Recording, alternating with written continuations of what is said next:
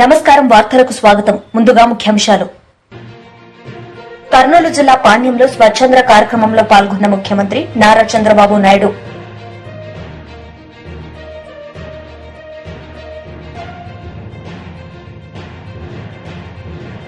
మాజీ మంత్రి అంబటి రాంబాబు మీడియా సమావేశం పలు అంశాలపై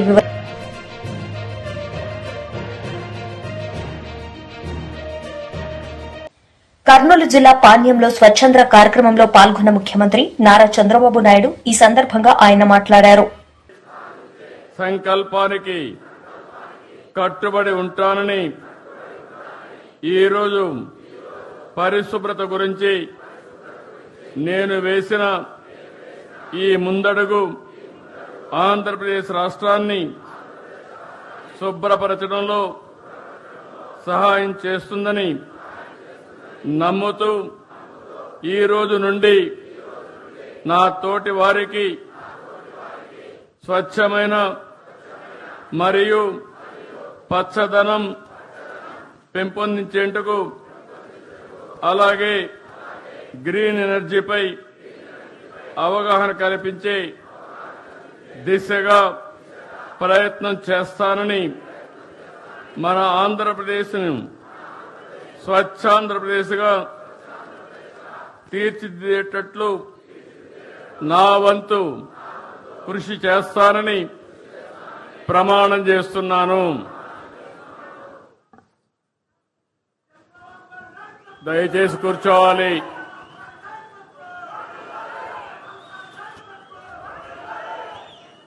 దయచేసి కూర్చోవాలి. ఈరోజు దయచేసి అందరూ కూర్చోవాలి. ఒక 10 నిమిషాలు. నేను వచ్చిన ఉద్దేశం కూడా మీకు అర్థం కావాల్సిన అవసరం ఉంది. అందుకే దయచేసి అందరూ కూర్చోవాలి. ఇప్పుడే మనమందరం కూడా ప్రతిజ్ఞ చేశాం. వేదిక పైన నుండే పెద్దలకి, నాకు ప్రాణ సమానమైనటువంటి ప్రజానీకానికి పేరు పేరున మనస్ఫూర్తిగా నా అభినందనలు, ధన్యవాదాలు.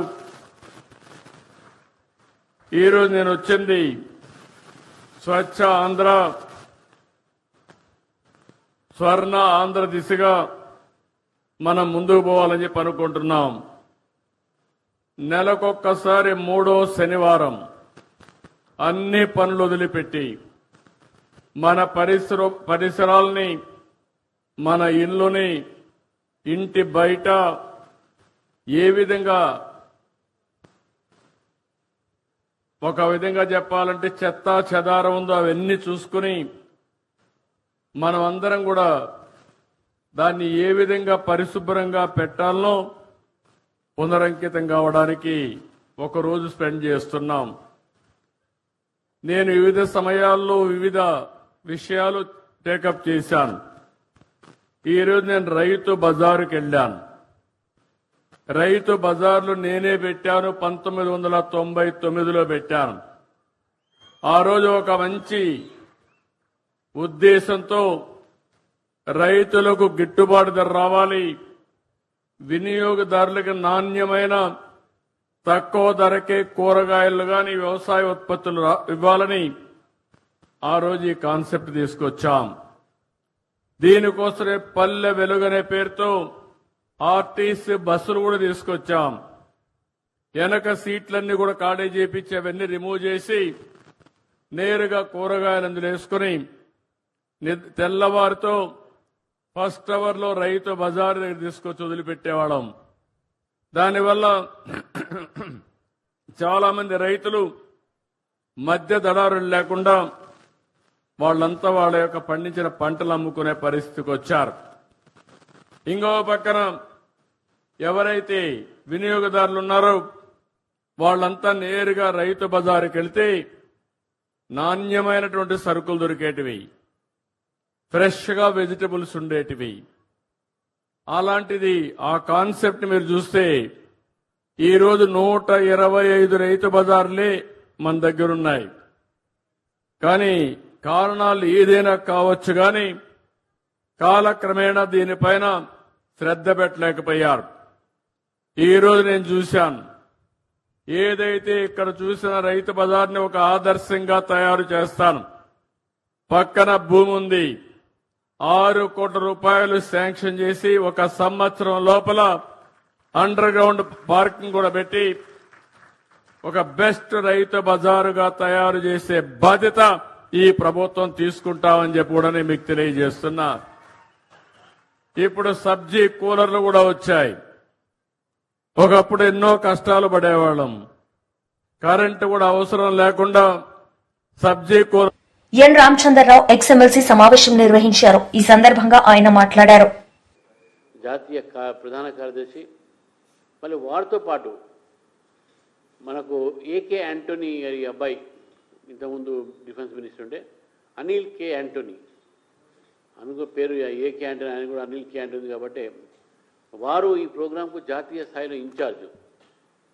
వారు కూడా వస్తారు. కేరళకు సంబంధించిన వ్యక్తి, రాజకీయాల్లో చాలా సుదీర్ఘ అనుభవం ఉంది. వారు కూడా ఈ కార్యక్రమంకు రావడం జరుగుతుంది. కాబట్టి ఈ కార్యక్రమంలో నేను మీ తరఫున మీ యొక్క మాధ్యమం ద్వారా హైదరాబాద్ పుర ప్రముఖులకు, హైదరాబాద్లో ఉన్నటువంటి మేధావులకు పిలుపునిస్తున్నాను. రేపు దయచేసి హోటల్ కత్రియాలో మార్నింగ్ 10:30కు ఈ యొక్క కార్యక్రమం ఉంటుంది. 1 నేషన్ 1 ఎలక్షన్స్ అనేది భారతదేశంలో అవసరము. ఇదేదో కొత్త కాన్సెప్ట్ ఏం కాదు. 1967 దాకా అంటే మొట్టమొదటి యొక్క జనరల్ ఎలక్షన్స్ 52లో జరిగింది. 1952 నుంచి 62 సంవత్సరం దాకా, అంటే 67 సంవత్సరాల దాకా, అంటే దాదాపు 15 సంవత్సరాలు ఈ 1 నేషన్ 1 ఎలక్షన్స్ ఉండే. అంటే అసెంబ్లీ అదేవిధంగా పార్లమెంటు ఎన్నికలు ఏదైనా ఒకే రకంగా ఒకటే టైంలో శామిల్టేనియస్ ఎలక్షన్స్ అంటారు దాన్ని. అది జూమ్లీ టైప్లో ఉంటుంది. ఆ జూమ్లీ ఎలక్షన్స్ జరిగినటువంటి సందర్భం మన భారతదేశంలో 67 దాకా మనం చూసినాం.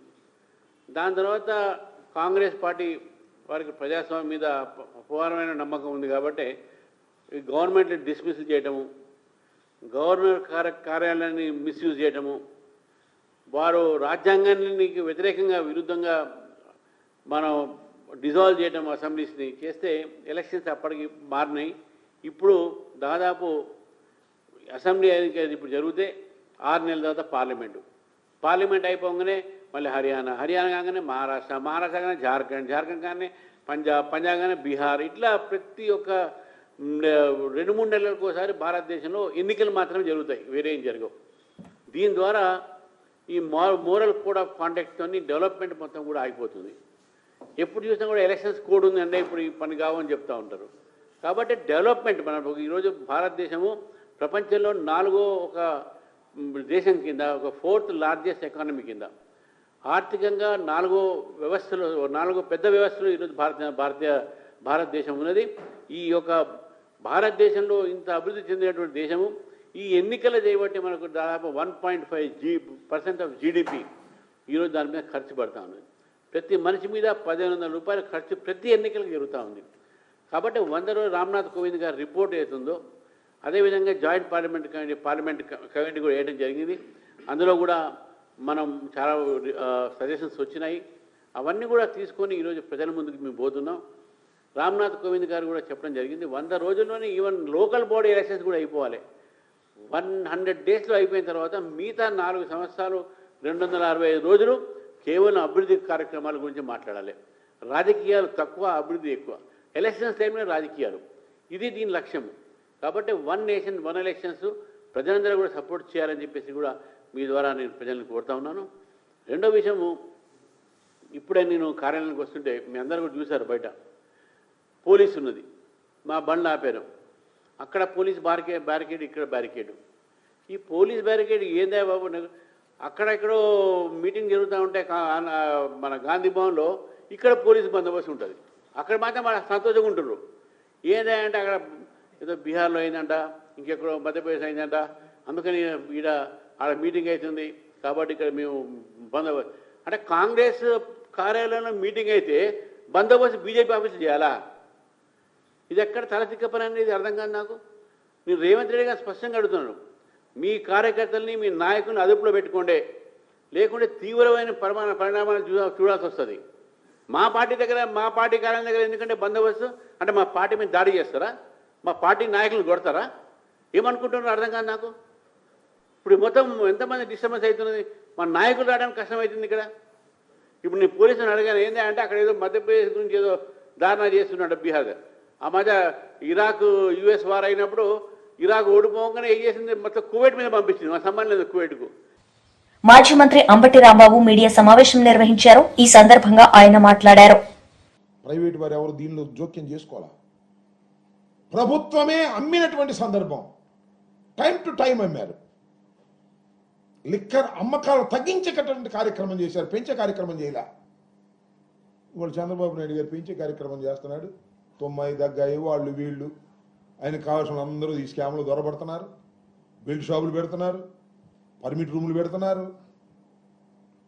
ఉన్నదాని మీద ఇంకొక 10 రూపాయలు అదనంగా వేసి అమ్ముతున్నారు, రాత్రులు అమ్ముతున్నారు. దాని దుంపదేగా మన స్విగ్గీ అని ఉంటుంది కదా, ఫుడ్ కావాల్సి వస్తే ఏదైనా ఇంట్లో ఆడవాళ్ళు వండుకోకపోతే ఇమీడియట్గా ఫోన్ చేస్తే స్విగ్గీ నుంచి ఫుడ్ వస్తుంది పలానా హోటల్ని. ఇప్పుడు ఏ బ్రాండ్ కావాలంటే ఆ బ్రాండ్ స్విగ్గీలాగా ఇంటికి తీసుకొచ్చి పరిస్థితి తీసుకొస్తున్నారు. అంటే బాగా తాగండి తాగండి తాగండి అనేటువంటి కార్యక్రమం చేస్తున్నారు. అప్పుడు స్కాములు జరుగుతాయా, ఇప్పుడు స్కాములు జరుగుతాయి నేను అడుగుతా ఉన్నా. నియంత్రణ చేసేటటువంటి కార్యక్రమం చేస్తే స్కాములు జరిగినాయి అంటున్నారు. ఏమి లేదు, స్కాములు లేవు, ఏమి లేవు. ఏదో గుడ్డగాల్చి ముఖాన వేసి జగన్మోహన్ రెడ్డి గారికి సన్నిహితంగా ఉన్న వాళ్ళని అరెస్ట్ చేసేసి జైల్లో పెట్టేస్తే గడగడగడలు ఆడిపోతారు అని భ్రమిస్తున్నాడు చంద్రబాబు నాయుడు గారు. వాళ్ళ అబ్బాయి పులి మీద స్వారీ చేస్తున్నాడు చంద్రబాబు నాయుడు గారు వాళ్ళ అబ్బాయి. పులి స్వారీ ఆగిపోతుంది, నేను ఎప్పుడో సరే టక్కన ఆ పులే మిమ్మల్ని తింటది గుర్తుపెట్టుకోమని మనవి చేస్తున్నాను. ఒక దుర్మార్గమైనటువంటి కార్యక్రమాన్ని ఇవాళ రాష్ట్రంలో మీరు ప్రారంభించారు. ఎక్కడ చూసినా పేపర్లు చూసినా ఏముండాలంటే వాడరెస్టు వీడరెస్టు, వాళ్ళకు బెయిల్ రాలేదు వీళ్ళకి బెయిల్ వచ్చింది అనేటువంటి కార్యక్రమాలే తప్ప ఈ స్కీమ్ అమలు కాలేదు ఆ స్కీమ్ అమలు కాలేదని రాయకూడదు. ఇక దీనిలోనే బడిగొట్టుకోవాలి ప్రజలందరూ కూడా. ధనుంజయ రెడ్డి గారిని అరెస్ట్ చేశారు, కాకాని గోవర్ధన్ రెడ్డి గారికి బెయిల్ రాలేదు, వంశీ జైల్లో ఉన్నాడు, ఐజీ అయినటువంటి పిఎస్ఆర్ ఆంజనేయులు ఇంకా బెయిల్ రాలేదు. ఈ కార్యక్రమాలు తప్ప ఈ అమ్మ ఒడి రాలేదు, రైతు భరోసా రాలేదు, ఇవి ఉండకూడదు. ఇవి ఉంటే ఆయన ఇబ్బంది. అందువల్ల టర్న్ చేసి పారేస్తున్నాడు. అన్ని ఇలాంటి దుర్మార్గమైన కార్యక్రమాలకు పాల్పడి అనేకమైనటువంటి కేసులు పెడతాయి. ఎన్ని కేసులు నీ దుంపదగ నాకు అర్థం కాల. భారతదేశానికి స్వాతంత్రం వచ్చిన తర్వాత ఇంతమంది మీద బహుశా బ్రిటిష్ వాడు కూడా కేసు పెట్టున్నాడు. మన పరిపాలించినటువంటి బ్రిటిష్ ఎంపైర్లో ఉన్న వాళ్ళు కూడా ఇన్ని కేసులు పెట్టలా, అన్ని కేసులు పెడుతున్నారు. మాట్లాడితే కేసు, ఈ కేసులో బెయిల్ వస్తే ఇంకో కేసు పెడతారు. ఎమ్మటే బెయిల్ పూచీకత్తులు సమర్పించక ముందే మరొక కేసు పెడతారు. దానిలో మళ్ళీ పీటీ వారెంట్ పెట్టి రిమాండ్ పెట్టమంటారు. You are managing all these things. Police వ్యవస్థను గుప్పిట్లో పెట్టుకొని ఇలాంటి దుర్మార్గమైనటువంటి కార్యక్రమాలు ఇవాళ చేస్తున్నారు. ధనంజయ రెడ్డి గారు, కృష్ణమోహన్ రెడ్డి గారు మరి నిన్న సాయంత్రం సుప్రీంకోర్టు బెయిల్ ఇవ్వడానికి నిరాకరించింది.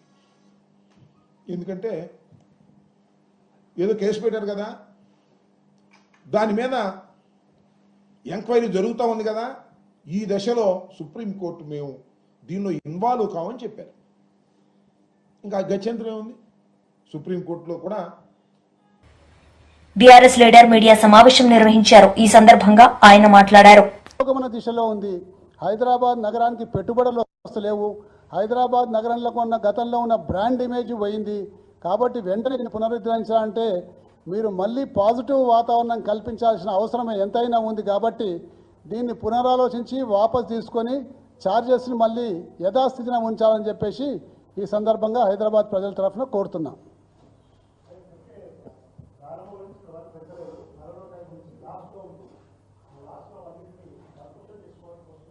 లాస్లో ఉన్నప్పుడు ఏంటంటే హైదరాబాద్ యొక్క కారిడార్స్ అన్నీ కూడా పెంచాలి. East west south north. గతంలో మా మాజీ ముఖ్యమంత్రి గారు కేసీఆర్ గారు ఎయిర్పోర్ట్కు కనెక్టివిటీ ఖరారు చేసినట్లు హయత్ నగర్ వరకు చేసిన ఇంకా ఎన్నో రకాలుగా కారిడార్స్ పెంచి అక్కడ ప్రయాణికులను కూడా మెట్రో రైలుకు అందుబాటులో చర్య తీసుకున్నారు. ఉదాహరణకు మా ఎల్బీ నగర్ మెట్రో రైలు వల్ల చాలా ఉపయోగపడుతుంది. కాబట్టి అటువంటి కారిడార్స్ని పెంచేసి ప్రయాణికులు ఎక్కువ వచ్చే విధంగా చర్యలు తీసుకోవాలి. కానీ ఉన్న మెట్రో రైలు ప్రయాణికుల మీద ఛార్జీల మోత మోగిస్తే రేపు ప్రజలకు కష్టమవుతుంది. కొద్ది కాలం మోయాల్సిన తప్పదు. ఇప్పుడు ఇతర దేశాలలో అన్నింటిలో కూడా ప్రజా రవాణా మీద ప్రభుత్వాలు సబ్సిడీ ఇచ్చుకుంటూ నడిపిస్తున్నాయి. మనం విశ్వనగరంగా మనకి ఎదగాలంటే ఏంటంటే మన ప్రయాణికులు కూడా మనం సబ్సిడీ ఇచ్చుకుంటూ నడిపించుకుంటూ దాన్ని మెల్లిగా పైకి తీసుకుపోవాల్సిన అవసరం ఉంటుంది. ఇప్పటికే హైదరాబాద్ పరిస్థితి అంతా కూడా నెగిటివ్ వాతావరణం తయారైపోయి హైదరాబాద్లో ఒక వ్యాపారం కూడా నడుస్తలేదు, ఏ రంగం కూడా హైదరాబాద్లో పురోగతి సాధిస్తలేదు. కాబట్టి ఇప్పుడున్న పరిస్థితుల్లో మెట్రో రైలు యొక్క పెంపుని పునరాలోచించి వెనక్కి తీసుకోవాలని కోరుతున్నాం.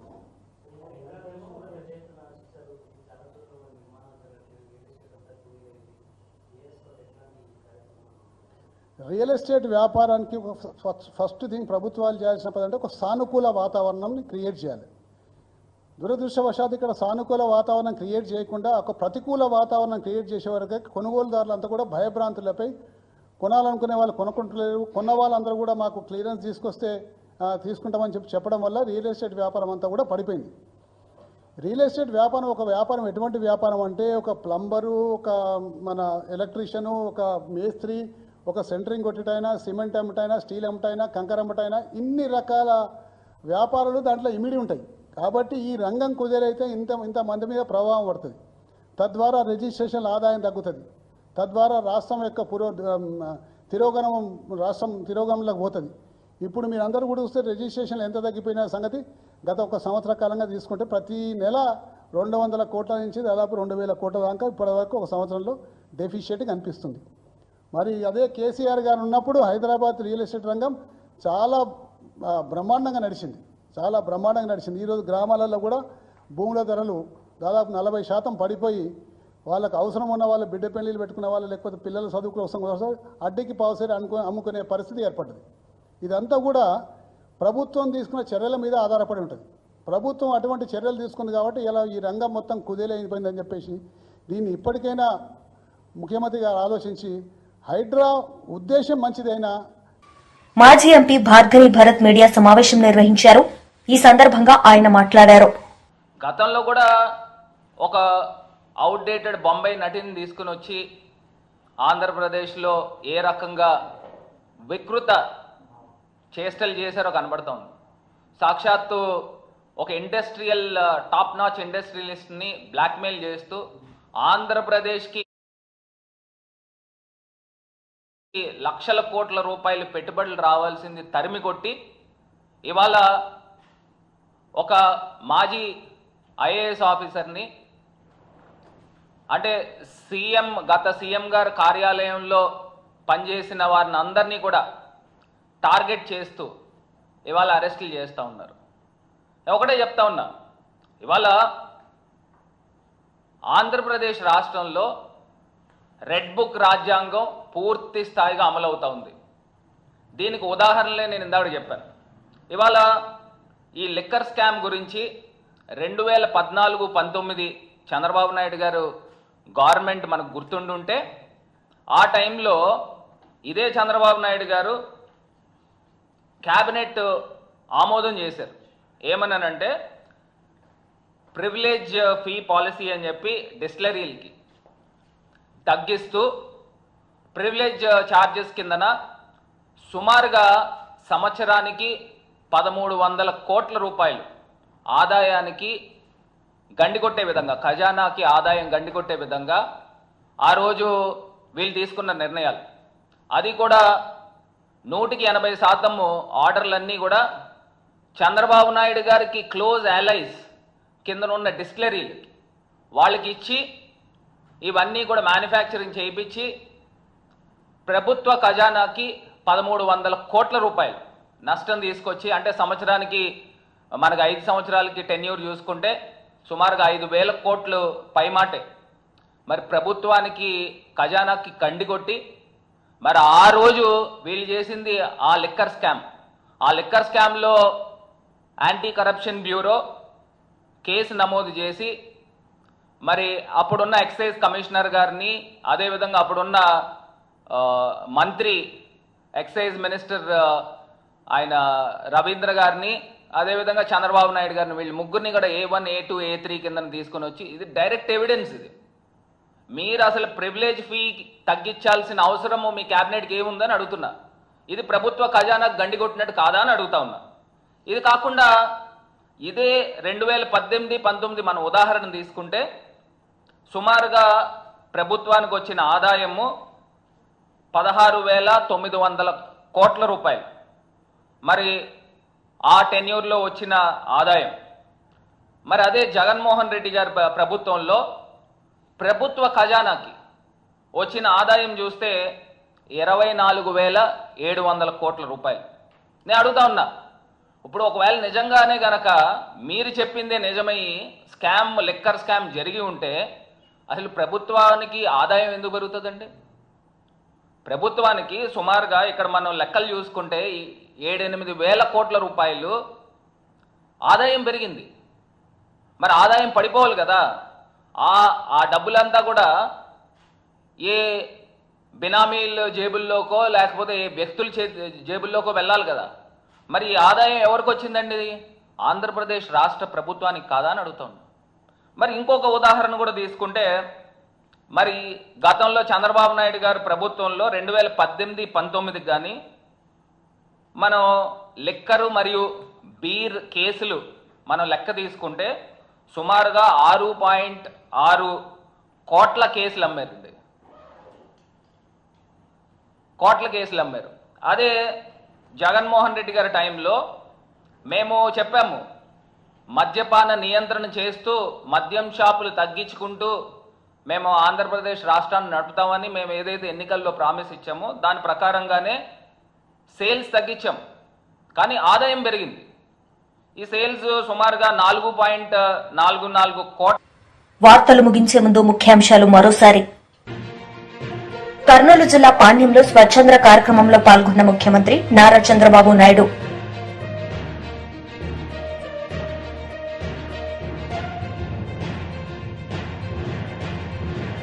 మాజీ మంత్రి అంబటి రాంబాబు మీడియా సమావేశం పలు అంశాలపై